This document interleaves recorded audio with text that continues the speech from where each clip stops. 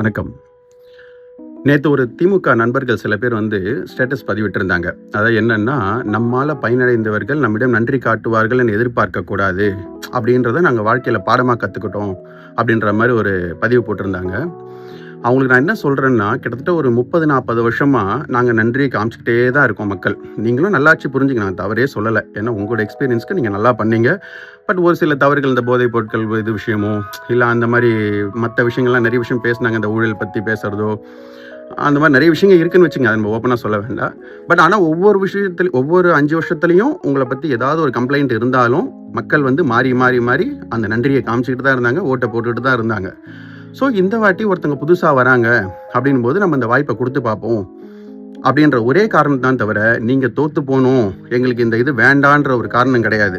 In case Vijay sir வரல அப்படின்னா மறுபடியும் இந்த 2 ஆட்சி தான் கண்டிப்பாக மாறி மாறி வந்திருக்குமே தவிர அங்கே நன்றி விசுவாசத்துக்கு வேலையே கிடையாது. ஓகே, யாராவது ஒருத்தர் எடுத்து பார்க்கணும்ல, அது இந்த வாட்டி நீங்கள் பாருங்கள், அடுத்த வாட்டி அவங்க பார்க்கட்டும். கிட்டத்தட்ட இந்த சுச்சுவேஷன் தான் போயிட்டு இருந்தது. ஸோ நம்மளும் பார்த்தீங்கன்னா ஒரு காலத்தில் பார்த்தீங்கன்னா 50 ஓவர் மேட்ச், கிரிக்கெட் மேட்ச்லாம் நம்ம நிறைய பார்த்துருப்போம்.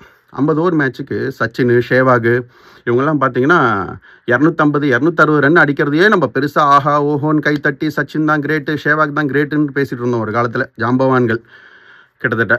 அப்படி பார்க்கும்போது இன்றைக்கி 20 ஓவருக்கே 250 260 அடிக்கிற அளவுக்கு பசங்க இப்போ அப்கிரேட் ஆகிட்டாங்க.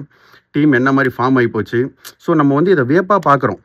அப்படின்போது ஒரு விஷயத்தை விட ஒரு விஷயம் வரும்போது நம்ம வழி விட்டு கொடுத்து நீங்கள் என்ன தான் பண்ணுறீங்கன்னு பார்க்கலாமே, ஒரு சான்ஸ் கொடுத்து தான் பாருங்கள் அப்படின்னு ஒரு ஹெல்த்தி காம்படிஷனாக இங்கே இது இருக்கணுமே தவிர உடனே அதை மக்கள் மேலே திருப்புறதோ பேசுகிறதோ கூடாது. புரியுதுங்களா? அதுதான் நான் சொல்ல வரேன். அதாவது இத்தனை வருஷமாக நீங்கள் ஆண்டுட்டீங்க, யாருக்கும் எந்த லாஸும் இல்லை இதனால், தோல்வி அடைஞ்சதுனால. ஒரு 5 வருஷம் நீங்கள் சீட்டில் இல்லை, அவ்வளோதான் விஷயம். ரிலாக்ஸாக ரெஸ்ட் எடுங்க. புதுசாக வந்தவர் என்ன பண்ணுறாருன்னு பார்க்கலாம். இந்த ஆடுகளத்தில் விஜய் சார் எப்படி அடிக்கிறாருன்னு பார்க்கலாம். இந்த 20 ஓவருக்கு அவரால் எவ்வளோ ஸ்கோர் பண்ண முடியுதுன்னு பார்ப்போம். ஸோ இந்த 5 இயர்ஸ் அவருக்கான பீரியட், அவ்வளோதான். இதில் எந்த விதமான தொந்தரவும் இல்லாமல் அவரை நீங்களே வாழ்த்து சொல்லி எல்லாருமே நல்லபடியாக ஒரு கேமை ஸ்டார்ட் பண்ணுறதுக்கு வழிவிடுங்க, அவ்வளோதான். அதை தவிர்த்து மக்களை இந்த மாதிரி ஒரு வார்த்தை சொல்லி கொச்சப்படுத்திடாதீங்க தயவு செஞ்சு.